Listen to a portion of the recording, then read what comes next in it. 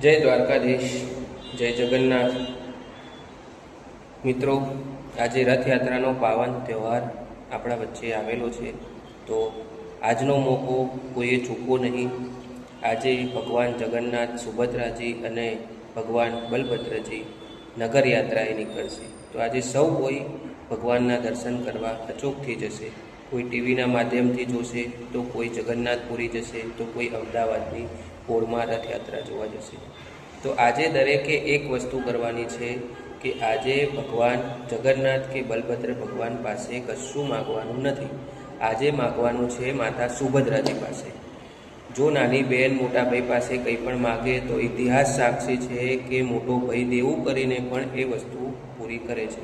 તો આ તો જગતનો નાથ છે, બ્રહ્માંડનો નાથ છે, ત્રિલોકપતિ છે, માયાપતિ છે, જગતનો નાથ દ્વારકાધીશ છે।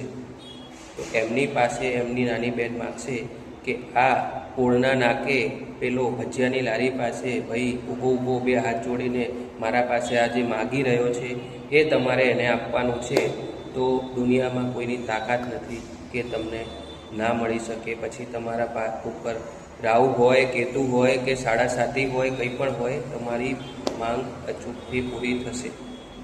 પણ માગવાનું છે માતા સુભદ્રાજી પાસે કે હે માં, ભગવાન દ્વારકાધીશ પાસે મારી આટલી મારા થકી અરજ પૂરી કરી આપો।